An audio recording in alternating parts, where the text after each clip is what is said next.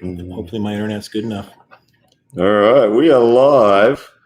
Let's wait for the crowds to pour in. But people are going to be surprised to see you here live, John. Yep, 2 beers in, fans going in the background. That's very different. We're normally on the other side of the planet, so Back from work. No delay on the speech. Well, let's turn that down. We don't want notifications going off. There we go. Let's mute that. So how you been anyway, John? Good. So this is Facebook. 39 people watching. Facebook, YouTube. Oh, this is YouTube. YouTube. Wow. So welcome to everybody who's signed in. We got 46, 49. It's going up quickly. Whole bunch of people. Like we, of course, here with the great John Brzenk in downtown Phoenix, Arizona. I got early last night. It's so much nicer than Canada. Yeah, a little bit warmer, even though we had a cold spell. We're always talking about the weather. You always ask me about the weather. Nobody wants to hear about the weather. We're here for arm wrestling, right? Yeah. That's my default small talk. Come to Phoenix if you still got winter in your neighborhood. But yeah, it's warm here already. Yeah, it was 100 degrees, I think, on Saturday. Yeah. All right. No, we don't need that. All right, guys. So what John and I are going to be talking about today, we're going to go through what happened in the bottom 8. We're going to talk about WAL 501. We'll talk a little bit about WAL 502, what we think is going to happen there. And look, if you guys have any questions at any stage for John, for myself, hit them up. I can see there are already bucket loads of questions coming through. So you're gonna have to read them because I don't have my glasses. I can't see shit. All right, so we're going to talk for a while, then we'll go back, review the comments and that sort of stuff. So if you got a question, send it through, and we'll do our best to find them. But g'day to everyone. Thank you so much for tuning in. So did you get to see the bottom 8? I went boating that day, so I didn't get to see it live, but I watched the condensed version after I got home. Nice, and I heard that you won. Against the grain. It's the word on the street. You pulled it out somehow. Well, I was really happy because it gave Australian arm wrestling a chance to. We stepped up as a country because there's people in Australia that beat me still, right? And so I think we all got a little boost. So I was happy for the Australian arm wrestling scene to be able to do that, and I had a great time at the actual event. And you beat Chris Cobby pretty handily, pretty easy. I was glad to see that. You crushed him. Yeah. And then you ran into some trouble with Evan Burgoyne. I don't know that guy. I don't know that guy, but he looked strong. He looked confident, but he was. Well, yeah. He started trash talking a little too early, I think. Well, I think going into that event, most people thought the match between Chris Cobby and I, to take a step back, was going to be the interesting one. Everyone thought that Evan was pretty much very short odds favorite to win the whole thing, and that Craig Sublier was the only person that could maybe come close to him. But I felt like I was just going to be too big and too strong. I respected Chris Cobby's ability. I knew that he was an arm wrestler that has been pulling for like 15, 16 years. Right. He's got a good table IQ. But I just thought, man, he's like 5'4". Yeah, I mean, from what I saw, you didn't really take his hand. You just side pressure, and he just basically gave up. I would have thought that he would have been able to drive down your wrist a little bit better, but you kept him, I guess, flat enough with that high hook that it just hurt the top of his arm. Yeah, and he's short levers. I didn't want to play around trying to take his wrist. I thought if I do that, he might slip under, or it might just prolong the match. So I gripped up with him, and I remember saying to myself, if his hand feels strong, I'm going to just flash pin. If he feels weak, I was going to play around and maybe King's move or something like that. Right. So you were able to keep him flat, though. I was expecting maybe somewhat of a Babayev move where he come crashing down low on your wrist. Yeah, came down on you, but he never did. I had kind of like a chop through the fingers, locked down, and my pronation felt safe. And I just thought, well, remind me, strap, no strap, no strap, three no straps, okay. So I just pulled you out of the straps, and you feel like a dead fish. And then I pulled you in the straps, and you beat my ass. Yeah, so, now you've come a long way. That video will come out probably tonight, guys. I'll put that one out. But yeah, John outside of straps, just like a knife through butter. I couldn't do anything. Yeah, it's amazing. You got really good side pressure. Yeah, I guess that means you need to work on your hand, I guess, a little more.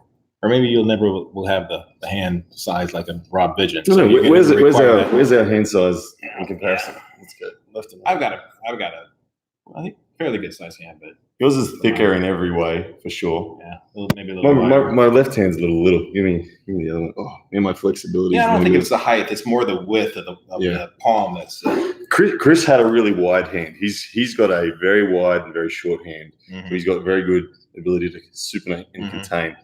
And I could feel that. In his setup, it felt strong. And I thought, what am I to do here? But side pressure, back pressure, I was good. So we got through that one, and then it was Evan. And Evan for me was the reason I was there. Yeah. No one thought that I even had a chance. No, your first match you pulled horribly wrong.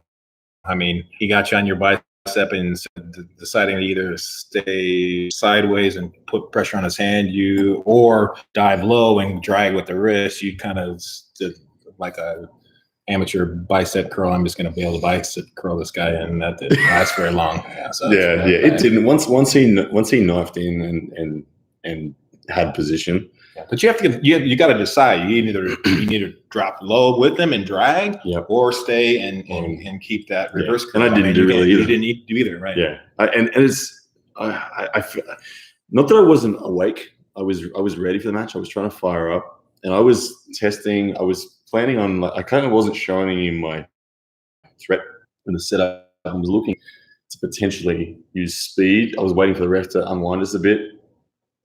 And the ref didn't unwind us as much as I was kind of going to initially look for. But that's my own doing, because just before the go, I tested a little bit for a top roll. And I thought, I'm going to take this guy's wrist. And so I was like, just say go. Next minute, boom, all the side pressure came in, and I was in that horrible position. So, well, what I felt with you just a moment ago in the straps, you really don't need to take anybody's wrist. You just need to get that position where you're hammering on them. Yeah. And as long as your hand stays flat, you're gonna be all right. Yeah, I do feel once I'm in the strap in that position where I'm pretty competitive in most circumstances. So yeah, first round good, second round iffy, third round with Artem. Artem was I was pretty beat up at that point in time.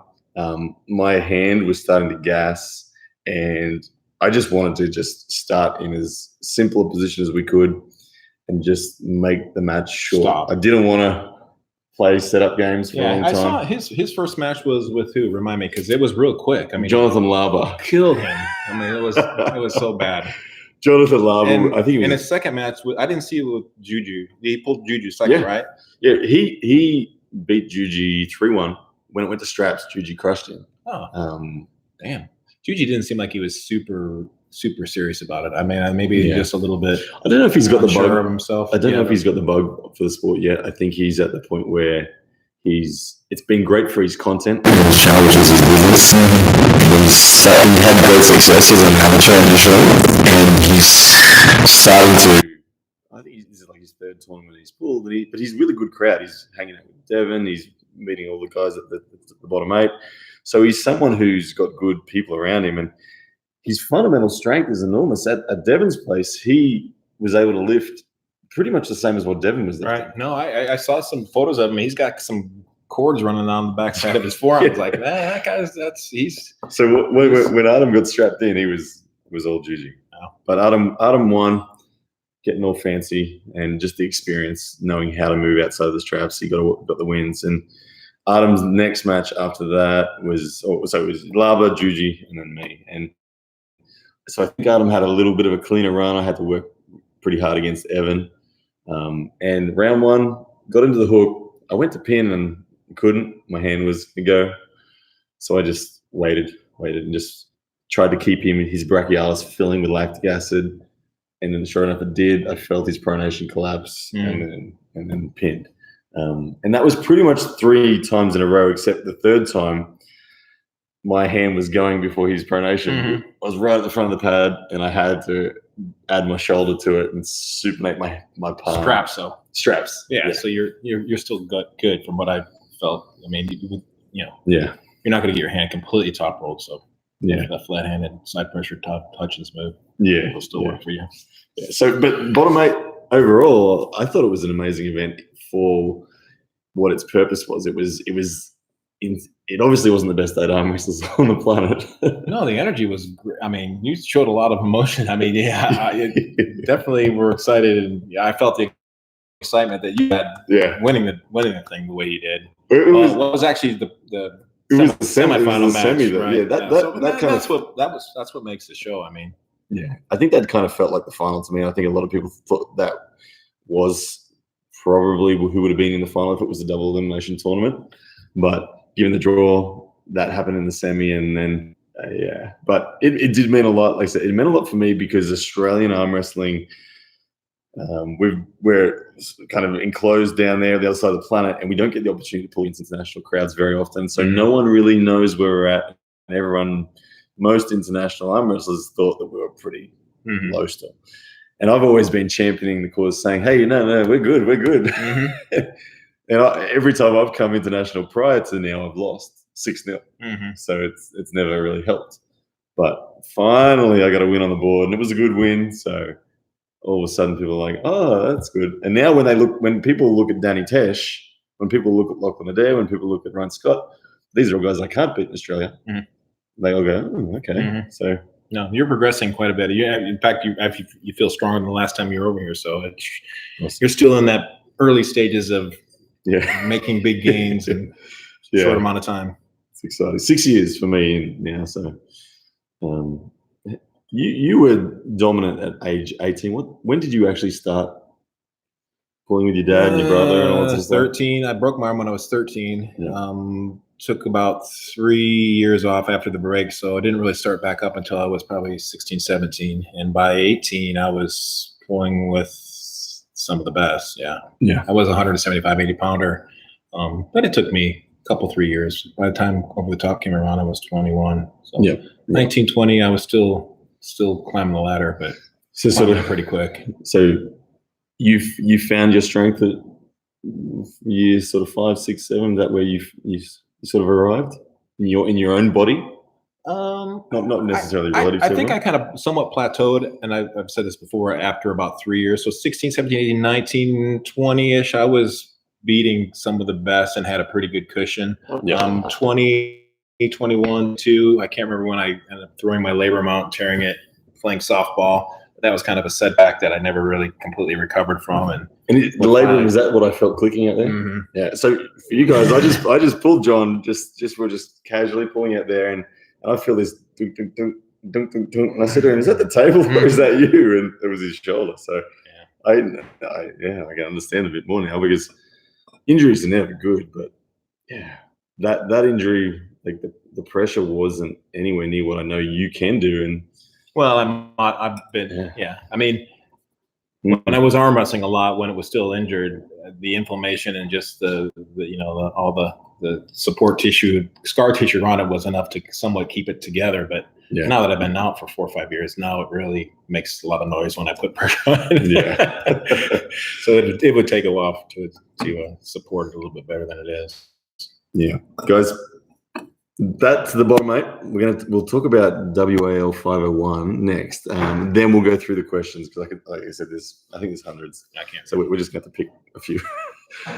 So WAL 501. Anything happen in that you didn't expect? Oh, remind me what was 501. Devin and Todd. Oh, I felt so bad for Todd. I thought he deserved the win on that. I kind of knew or thought it would possibly go that way. I didn't think that Devin would resort to the King's move so desperately, so quickly and desperately. You were just practicing a King's move. I think I got a comeback in me if I start working on the King's move. Well, I couldn't pin it. Just for everyone's out there, every time I tried to go sideways, my hand just went like that. So John's got a King's move. I don't know how to transition. It would be because you were always such a cup, and just and my skills were the hand and wrist and dominating that beginning position. I never to leave your hand. I was never a defensive puller. I mean, I dreaded the fact that the match would last longer than a second. So. But Hutchins and Devin. I mean, this is what I expected. Yeah, and talking to Devin afterwards, everyone that I saw ask him, he gave them the response that he thought it was a pin. Yeah.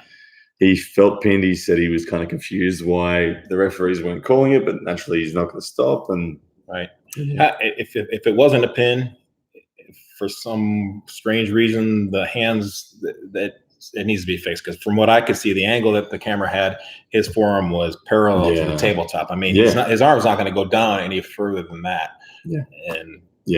And from where I was standing, I felt like I saw it actually. Like they said, they looked at the cameras, but from where I was standing, I saw it break the pin line 3 times. Mm-hmm. If I was the ref, I would have called it, but and I think it would have changed the match considerably had that very first drive just been called. Todd would have had significantly less work on his arm going into round 2. Right. Which, when we saw, they went into the hook. They sat for about 3 seconds, and then Devin had to bail to that King's move. So it was still a match at that point. But yeah, anyway, I do think the right man won in the end. I think Devin was going to go through with it and probably win 3-1, even if that first one was called. But yeah, no, we talked about even before the match happened, about Todd maybe coming in with a shoulder press like a Jerry Cataract style, which I told you then I've never seen it from Todd, and it didn't happen. So I mean, I don't know if he's just maybe he needs a stand or something to get a little taller on the table, or maybe he would feel comfortable doing that. But Todd Hutchins on a platform would be, I think it would have made a difference. Yeah, that little bit of extra height could have given him. But Devin's got him stretched across the table pretty good at that point. It would have been a really hard move to pull off. And Todd is extremely strong doing what he was doing, topside like that. There were a bunch of other good matches, but I can see that everyone is saying, go to the questions. Questions. All right, so look at the scrolling here of questions. Oh, my goodness. All right, let's have a quick look. Questions.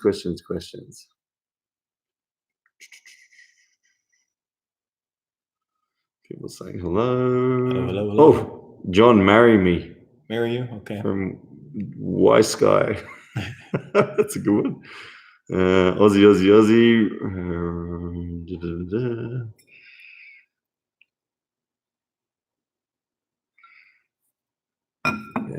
A question from Roll Rotorua talking about exhibition matches. Do you have any exhibition matches that you're expecting to pull in the next sort of 6 to 12 months? No. I got kind of talked into that Moldova thing with Travis and completely unprepared. I honestly am not. I don't follow arm wrestling hardly at all anymore. I have no desire to do that, to even prove that I'm a B leaguer. But in the heat of the moment in the tournament, I seem to find myself getting close to the table and doing stuff that I probably shouldn't be doing. Yeah. Well, I think at the end of the day, when if there's money on the line and it's a reasonable situation, then I know Todd said that to me. He's retired a few times, but people keep on being willing to put money down for an event, and it'd be. I have always said that, like, if you had been in as dominant as you were in any other sport, you'd be killing it as a back end footballer or a back end whatever. So I think less and less exhibition matches like that one with Travis, which was really last moment. But the second time in Moldova, you seem to have fun. Yeah. No, and I'm shockingly enough, we spoke about it. I was happy that I was competitive enough to still compete at that level. Yeah. So I'm just looking at these other questions. Sorry if I'm like squinting at you old people. These questions are really small. Question. This one relates to me as well. I'm curious about. It said, John, did you train only your dominant arm? Initially. Yeah. I mean, back in the early 80s, mid 80s, late 80s even, most of the money tournaments were all about the right-handed arm wrestling tournament. I mean, until Russia got involved, probably in the mid 90s, the left was just kind of a sideshow. They did it at lunchtime. People would throw their money in and they'd pool together, and it was kind of a short-lived little fun thing. It wasn't taken serious at all, so I didn't spend much time. And did you later on through your career, did you try to balance it out, or did you catch I tried to, but I think it was just too late for me. I mean, a lot of my success, I think, comes from the fact that I arm wrestled at such an early age, 13, 14, broke my arm at an early age. And I had, huge gains from such an early age. The left just never would come around. I started too late. I was probably in my mid-20s, possibly even 30 before I really ever took it seriously, and it just never would come around. I can relate to that. I've gone all in on the right, not for the same reasons. Because I guess left is given credibility now, but I've gone all in because I figure I've only got so many hours in the gym in my lifetime, and I feel like I have a better chance of making it to that genuine elite level. But you've got plenty of time. I mean, that's an excuse. You've got plenty of time to work the left just as hard as the right. And I mean, the Arthur Jones of the Nautilus, right? I mean, your body's only going to get so lopsided if you follow that theory, and that's why you should work your legs, right? I mean, well, it's actually interesting. Like my left has definitely progressed more than I would have expected it to. I really don't train it, but it like you can see the mass difference is very significant. But my left still progresses. It competes in the tournaments. That's virtually the only thing it does. It doesn't do any specific gym time. Where my right gets everything. So it still progresses. But a lot of people ask me if they tell me that I'm going to regret it. So did you ever regret not having a left as much as you're right? Not that you didn't have a left. No, I mean, and I think I put a fairly decent amount of effort into it. It just would never respond like it was never as stable as the right was. I never could push it as hard. And when I did try to push it as hard, I would injure it. And it would take a year or two to get over the injury to be able to push it hard again. And then I'd re-injure it. So my left was always kind of up and down. Sometimes it was fairly decent, but most of the time it was trying to rebuild and catch up and just never would be stable. Hey, we got a question about the top 8, John. Obviously, we had some pretty impressive performances from the likes of Prudnik. Who's my choice. Yes, and Lalaitan looked incredibly dominant, and Sanganishvili. Right. I feel like they are the 3 people. Oh, for sure, yeah. But let's pronounce his name because which one? Sanganishvili. Shagalula, whatever. So, of course, his performance. I mean, he's got to be the favorite, right? But I'm telling you.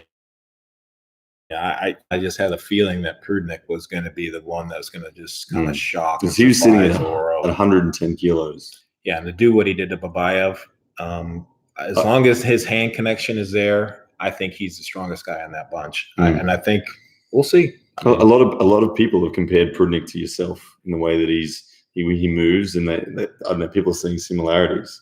Can you see similarities in the way he moves? Yeah, I don't really know him that well. I've never actually even pulled with him. I don't even know if we just even gripped up, maybe just air gripped up. But I just think that he's got a lot of potential, and he's starting to show that what he's able to do. And weight's not an issue anymore. He's ready to take on everyone, and it'd be amazing. I would love to see him beat Sanganishvili. I have a feeling that that's his next match because of the way the draw is. It's going to be Prudnik, Sanganishvili. Lalaitan's going to get the easy draw, being Ungarbayev from Kazakhstan, and Lalaitan is just going to be way too good for Ungarbayev, who had a big match with that Kadetcha. Well, if it was me choosing, I would put Prudnik with Lalaitan. No, or with So you'd put Prudnik and Ungarbayev, which Prudnik would crush, right? I think. Who would win if that's the way it goes? Who do you see out of Lalaitan? And because we want the 2 best. We want second and third both attacking. Shagalula. So why not? Yeah. Well, I don't know if I don't think they have released the draw yet, but it's kind of there's only three guys in it that are really significant. So one of the guys is going to get a fairly easy match, and the other, whoever's on the other side, is going to have a war. But they're going to wait till the next tournament to be able to do the final match, so it's not going to really matter. Yeah. But top 8 was good. I enjoyed top 8, that's for sure. Thank you for the question. What else we got? People making comments saying it's so much better without the shitty delay. Normally we're on the phone. The hardest thing about the show that John and I do when we do it is the fact that we can't see each other. Right. So you know how many times, John, I don't know if you read the comments. I get in trouble so often for cutting you off. Because you're reading comments? No. For when I'm in Australia, because of the delay that happens. Oh, right. But so I apologize to everyone that doesn't like it when I cut John off. But it's much easier in person not to. All right. How important would you say hand size is? Very important. Very important. It's a big plus. It's not everything. I mean, you can work around it, do things to negate it, like working the straps, keeping your hand high. But it's a big plus. It's just another. Yeah, it gives you options, doesn't it? Yes. Yeah. More options. Yeah. The small hand guys are really stuck, just kings moving almost. Like the really small handed guys, just that's all they got is a twist. Right. But yeah, big hand, Rob Vigent, Alan Fisher. Who else could be? Then control, then roll. Yeah. And also pull off the top roll, the posting. So it would be the ultimate biomechanical setup would be what? A short arm and a giant hand. Yeah. Absolutely. Control and power all in one. Yeah. People want to know how strong is my side pressure compared to John's. Well, we pulled outside and out of straps. I couldn't do anything. John's hand just negated my ability to even get to my side pressure. I'm a little bit. Well, it's easy to control you and then roll you. With a strap, my hand's so flat, and your back pressure is enough to separate my. It's not. I don't really feel it in my elbow and arm, but maybe it's my shoulder. I don't know, my lat that I can't keep you drugged to the center to even. Yeah, I felt like I was. I mean, I can kind of go to the side, but it makes nasty noises. So your back, it's a lot. It's a strength. You're in the straps. You're able to really. It's not really side pressure. You're just immobilizing the side pressure with that. That's true. I often don't just drive straight. You're doing this. I like to across the table. Yeah, take you off your ability to go. Right. Yeah. So that's one of the cool things, guys, about the sport is that it's not black and white. It's a combat sport. I've always tried to personally and modeled off yourself actually disengage opponents from their main effort. Whatever it is they want to do, I want to just bump them off it. It's always easier to pin someone when they're not in their power. I figured. That seems to be the trend lately is back pressure. I mean, it's always been there, but I see it more of a low king's move, whether it's a king's move or even just what you're doing, just elbow to the very back of the pad and just getting your opponent stretched out where it's almost like a tug of war instead of a hand and arm sideways. Here's a good question, John. This is from someone with the username Set. Everybody wants to know, and have wanted to know for years, were you injured in 2008 when you pulled Devin? You got to ask Devin. I told Devin. Devin still wanted the match. I made a promise to Neil Pickup to do that tournament in that match, and I kept my promise, but I wasn't in the best form that I could have possibly been in for that particular matchup. Yeah, fair enough. And Devin, that was really Devin's peak, wasn't it? Yeah, no, it was a shame that. I mean, it's a really long story that the match was going to happen a couple months before, and then it was canceled, and the sponsor fell through, and then 2 weeks out they decided, oh yeah, no, we got the sponsor, and like I said, I made a promise to Neil to do it, and so yeah, that was. Oh look, we've got a top chat. Hang on. A what? Someone just paid $5 to ask a question. They get their cut right to the front of the queue. So we got thank you very much from S Stormer 454 with a top chat. $5, you're the man. And the question is, has John considered stem cells for his shoulder? No. You had surgery. Not seriously. I just, when I quit, 4 years ago, 5 years ago, I've just gotten to the point in my life where I've accomplished enough. I just felt the age was what it was, to the point where kind of everything came together where it was just time to quit.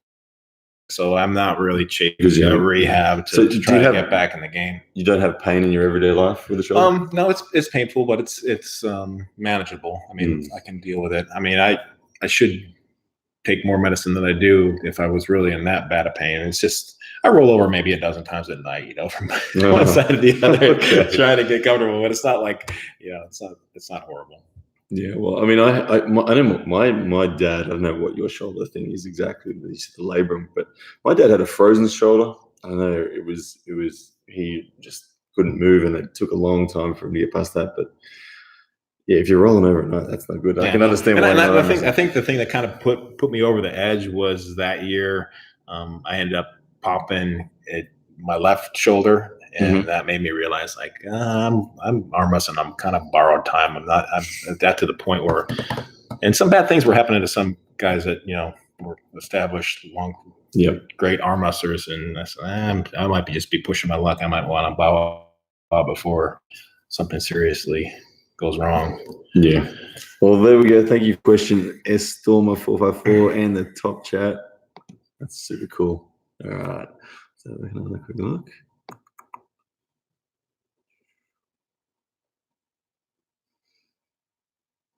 Does YouTube shut you off after so many minutes?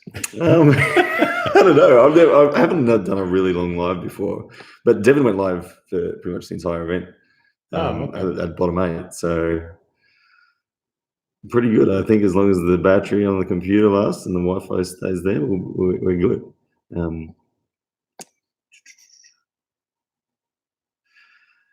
Question, interesting one. John, how do you think you would fare against someone like Levan when, assuming you were back in your prime? Big guy like Levan. I would have tried to hook him. Yeah. I would have grabbed him low on the wrist and hoped that his back pressure, that his height and his hand size and his arm length is super effective when you're hand to hand. For someone with that length, I would hope that I could have negated that advantage by having him, like I would grab Cleve Dean low on the wrist and force it wrist to wrist, even though I would be giving up a lot on the start. But I don't know how strong. I mean, would you look to get the straps? That would be something I would test. No, I wouldn't need the straps. You prefer no straps? I would. Yeah, hand to hand would have been fine, but I would have tried to negate that height by. Yeah.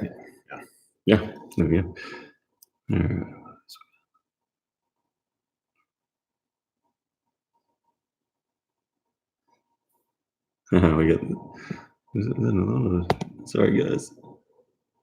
And we got another top chat from Paul Brick. Can you come to practice in West Phoenix on Saturday? Well, I can't. I'm going to be back. I'll be back in Australia. Practice in West Phoenix on Saturday. No, Saturday I have a birthday party to go to, so I'm booked for Saturday. So thank you for the top chat, Paul Brick. Oh, that's cool. I've been pulling with well, I shouldn't say. I've been pulling a little bit. You've been doing a little bit of pulling. Yeah, that's cool. And why are you pulling? Just because I've been doing absolutely nothing that I feel so badly out of shape that I need to do just a tiny bit. It's not enough to make me feel like I could be competitive or would be working out towards something, but I still enjoy it, and it's nice to still have that and get a little bit of activity out of it. Yeah, that's good. And it's been part of your life for a long time, I imagine. Like all things, even when you're done, it's still nice to be able to do it a little bit. All right, I'm going to keep reading these questions, guys. I'm just scrolling through. Please forgive me for taking time. Are we going to talk about 502? Yeah, actually, let's do that. Let's talk about 502 whilst... I don't know who's pulling, but I know Todd Hutchins has got to pull Matt Mass, which is a horrible match for Todd Hutchins. So I don't think Matt is as strong as Devin or has the King's move to do what Devin did to Todd, but I think he's definitely more explosive and has possibly the ability to control Todd's hand so it's straight up and down in the air. And I don't think Matt's as strong as Devin, though, obviously. And from what I saw Todd do to Devin, I wouldn't be surprised if he's able to bring Matt right to the pad the same way. So that's going to be a good match. Coin flip based on the start. The start seems like it's everything. Matt's got a big hand and so much energy in that go. Right. But he couldn't deal with Jerry's side pressure. So Hutchins is almost going to bring that same type of side pressure. Yep. It's a little different angle, but yeah, I think if there's any sort of containment on the start, then I think it's no doubting that if there's a stop with Todd still in any decent position, then it's quickly going to go Todd's way. But with Matt, the ferocity that he has off the go, I feel like it could be a very painful experience for Todd. Literally painful on the inner elbow if he doesn't get what he needs. Yeah. Other matches we got on 502, Espy versus Cataret. Espy versus Cataret. Well, it's not left-handed, right? I think it's right-handed. Yeah. Yeesh. Well, Ryan's gotten, I don't know. Ryan's, last time I pulled Ryan was a long time ago, and he was quite a bit lighter. I know he's bulked up quite a bit, and he pulled in Moldova and had a really good showing. So I can't really just dismiss him. But Jerry Cataret's a load, a beast. Yeah, yeah. I think everyone's. I'm the same. I feel like it's Jerry's. I don't feel like Ryan has the tools to beat him. But yeah, and even if he does have the back pressure to stop it, I don't know if he's going to have the transition to push through it. I mean, I can see Ryan being strong enough to do kind of somewhat the King's move and get Jerry, stretched out a little bit, but Jerry will still stay tight to his game. And I'm not sure Ryan has the ability to make that transition to be turn into a shoulder roller to finish it. Yeah. So Jerry's pretty much unanimous there. Paul Lynn and Paul Talbot, new debut in the WAL for Paul Lynn. We saw these guys. These guys took on each other at an event I had with Travis in West Virginia, which went 3-3. That's when Paul Lynn was the rookie. Paul Lynn. I think Paul Lynn has gotten a lot better from what I've seen and progressed a lot more than I would think Paul Talbot has. So I would, if I was a betting man, go Paul Lynn. With Paul Lynn, right? I mean, I feel like Paul Lynn's just on a steeper increase. So nothing against Paul Talbot, but like I said, that new kid on the block factor means that gains are easier than when you've been doing it for 10 years or whatever it is that Paul Talbot's been doing it for. I don't know how long he's been pulling, but obviously he's been around longer on the scene. So, yeah, I'm with you, Paul Lynn, but Paul Talbot, oh, man, he's a hard dude to bet against at the same time. Sam Harris, Jeff Hale. Lightweight, hammers on the line for that one. We've seen this one before, though, right? Yeah, Sam. I think 2 years ago. Or? I think Sam. Well, last year, did they or not? Jeff lost to. We should have done our research, John. Well, I should have done the research. I thought you were supposed to lead this circus. Yeah. It's live. We got no ability to do anything. Yeah. Sam Harris. People are saying it. Seems unbeatable, but Jeff, if he can get it locked down wrist to wrist, I mean, he's tight. He's compact. He's probably got the better leverage to. I mean, he's got a chance. I don't think it's a great chance, but he's got a little small chance. We got another top chat. Who's it from? S Stormer 454 again. He's going again. So, would you all say that it's better to focus on hand control rather than pure side pressure? This is a good question. Hand control, side pressure, or hand control versus arm power. I asked Todd Hutchins this. Right. He had a unique opinion on it. Right. Devin watched Todd's video on it, and Devin said, I give Todd Hutchins a C-.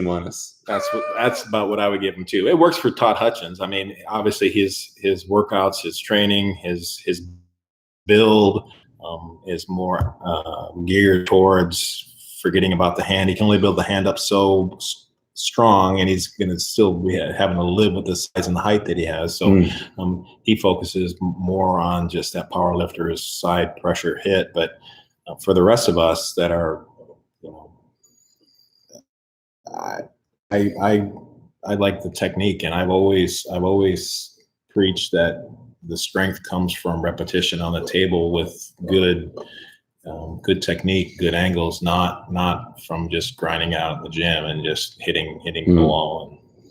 Well, for me, as someone who's still building in this sport, I'm still new, and I've still got it all ahead of me. I've got to still choose the path on which way I go.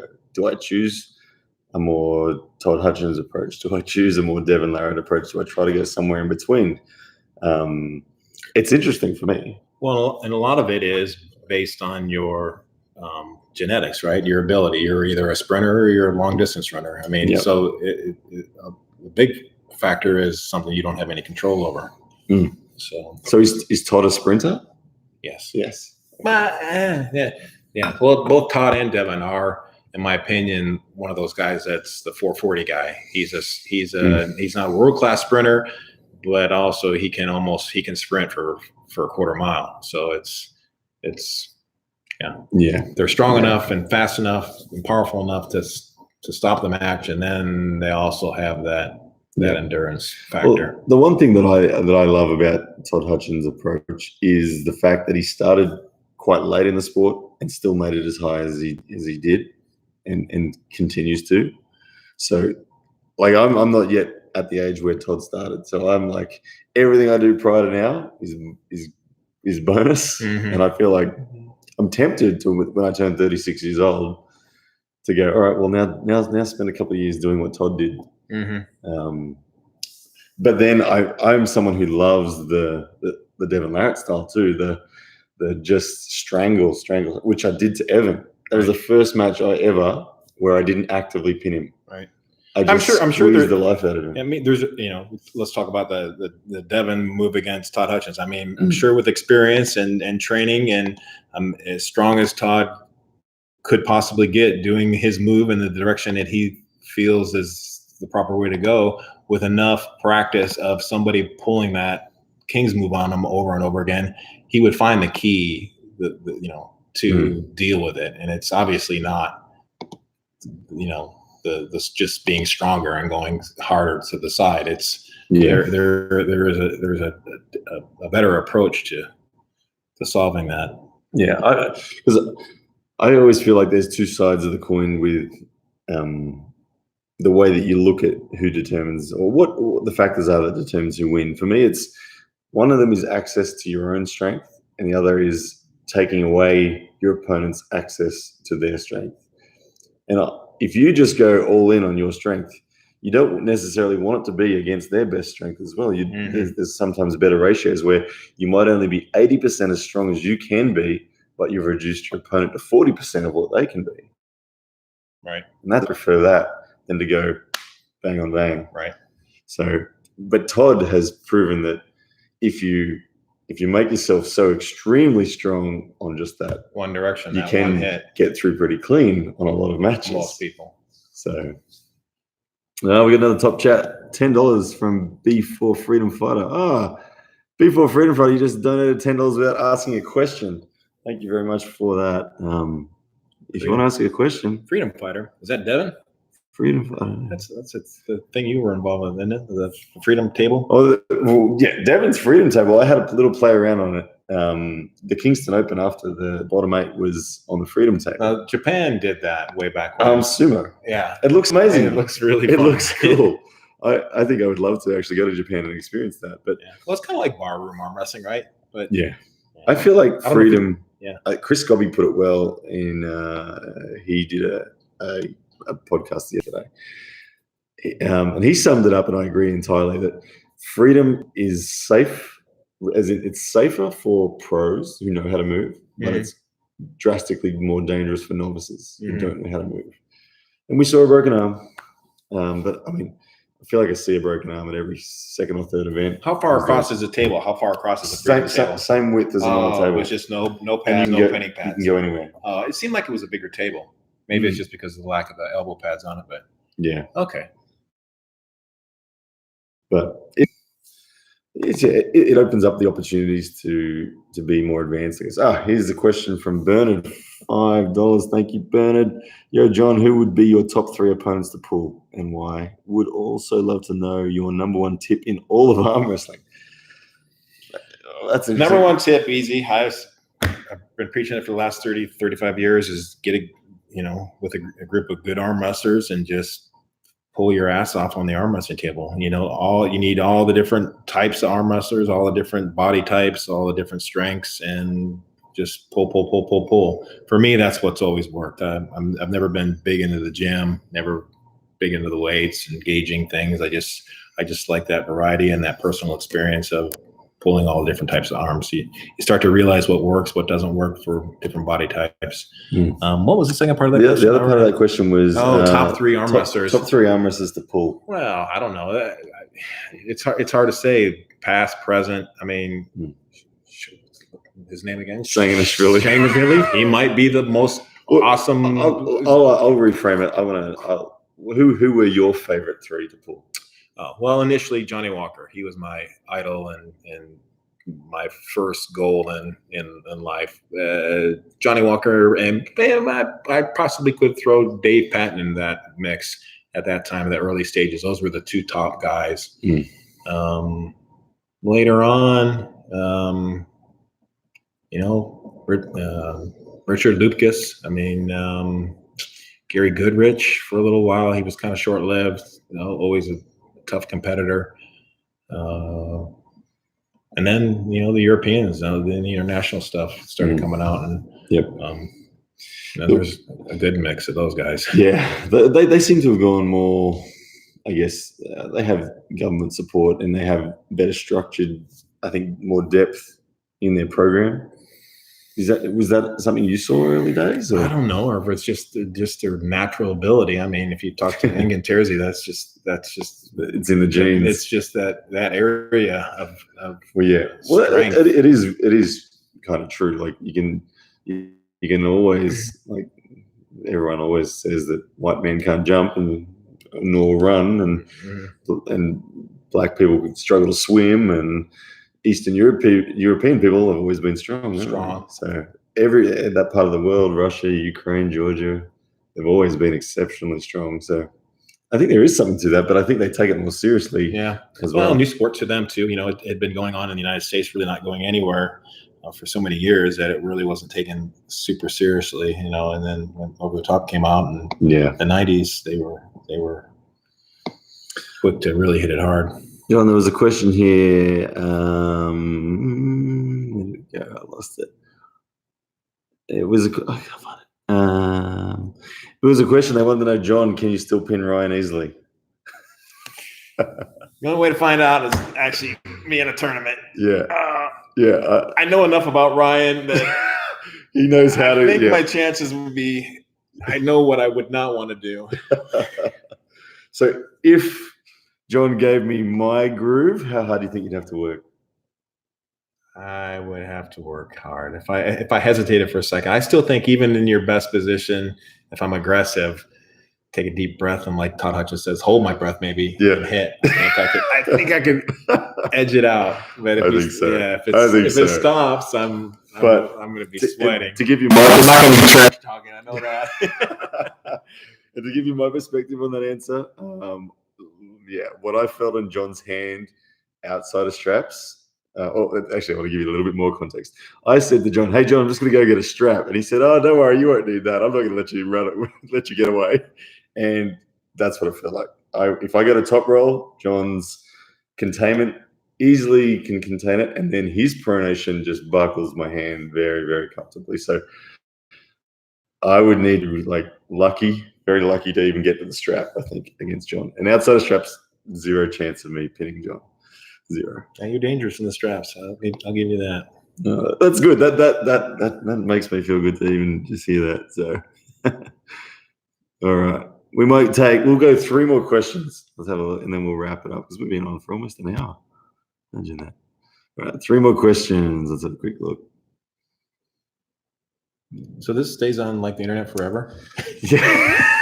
We can delete this. We can delete it, yeah, but otherwise, by default, it'd stay there, yep. Evidence of this. Oh, that's funny.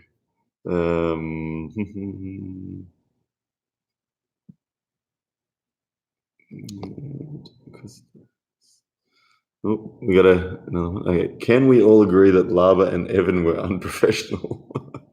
Well, what do you think about the villains of the sport? No, I mean, you got to have a guy that you don't like, right? Yeah. I didn't like Chris Godby, but I he was very well behaved. He was. I couldn't even hate him when watching this match. Well, very, very. The villains coming in the bottom 8 were Chris Godby, Jonathan Lava, and they're all the bad guys, and that's part of the story. I mean, there is a time and place, and though Chris was very respectful in person, he was. I had nothing. He's an internet troll. Yeah, he's internet troll. He does a good job at it, and he get him face to face. He cowers right up. No, he didn't. He didn't cower, but he was just polite, like everyone. So I actually have a different appreciation of what Chris does. I look at it through a different lens. Like, he's mean. He's a bully to anyone who is excited and a little bit uneducated on arm wrestling, which was me. Mm-hmm. 5 years ago, I was. No, he did it to me too, and I wasn't that person. So all right, well, there you go. I didn't know that he tried to troll you. But anyway, Evan and Jonathan Lava was drunk, so he was a little inappropriate, but he apologized. As you get older, that's your best arm wrestling, probably. And Evan's always drunk. Get rid of all the aches and pains. Yeah. All right, 2 more questions, guys. Let's have a quick look. Interesting one. What if this would have been relevant to you almost always. How do you train table time if your opponents are weaker than you? Get more opponents. You got 4 or 5 guys deep. You'll quickly find out that, after pulling the first guy, the second guy becomes quite a bit stronger, and the third guy becomes Superman. So you just need more you need more arm wrestlers if you're the top guy. Yeah. And then there's ways to get good. You're not going to get that negative workout. You're not going to get put out of position, but there are ways to step it up a bit. Yeah, opening up 2 shoulder. Hands and just do some wrist curls before you start your match with some of the weaker guys. I mean, it's amazing just losing your hand and wrist and getting that forearm pumped up a little bit. Kind of negates a lot of the. Yep. Hey, this one's not a question, but Salah Perzada has made a top chat. Wants us to compare forearm lengths. So both of us on the top. Let's move this back. Look at my poor arm. Look at the strap marks you put on my hand and forearm already. Look at that crap. I'm injured. Pretty much the same, elbow to fingertip. Yeah. The same. What about where's our wrist bones? So pretty similar. Wrist size though. Okay, let's go like thick one. Hand size though. Your hand is thicker, wider with your palm. Yeah. And then the final question, I can see someone else, Jeff G. Thank you for the super chat, Jeff. Did you ever pull with Magnus Samuelsson? I never got a chance to. I never pulled with Magnus. My brother did, but I never did. Okay. Yeah. I don't even know enough about who's Magnus Samuelsson. Is this the guy that broke his arm? No, it's a real strong man. He's the one that broke the other guy's arm. Strong man arm wrestling. I remember the footage. From Sweden. Just big, strong, powerful arm wrestler. Yeah. I don't know if he ever really participated in professional arm wrestling much, but that's kind of like the origins of where arm wrestling became. Like, what was obviously arm wrestling's always been around, but competitions was it when you were first involved? Was it part of Strongman or was it separate entirely? Or? It was completely separate. Yeah, I'm sure they would have loved to try to incorporate it with Strongman or anything for that matter, but no, Yeah. And what about? I saw this question a few times and just sidetracked. Sylvester Stallone. Did he have? No, not compared to an arm wrestler that had been training for a while. But I will give him the fact that he had the build to be a good arm wrestler. I don't know how his quick twitch muscles were. I don't know if he was a speed guy, a fast guy, but just the build and the forearm and his hand size made me think that he could possibly be a good arm wrestler if he pursued it. Yeah, but he didn't have the tendons, and he was obviously busy too. Yeah, no, he didn't. He didn't have the tendons to. Yeah. Alrighty, guys, we might wrap that one up there. Thank you so much for everyone who's tuning in. I think we got like 400 people watching. Nice. Which is pretty cool, and lots of comments. I know that there was heaps that we missed, guys. So apologies if you asked a really good question and I didn't see it. I was scrolling through; it was all crazy. But yeah, John and I'm going to be here at John's place until I fly home Wednesday night. So we'll do some pulling, we'll film a few things, and we'll release some content, and should be good. But either way, guys, thank you so much for tuning in, and see you next time. Bye. All right, end stream.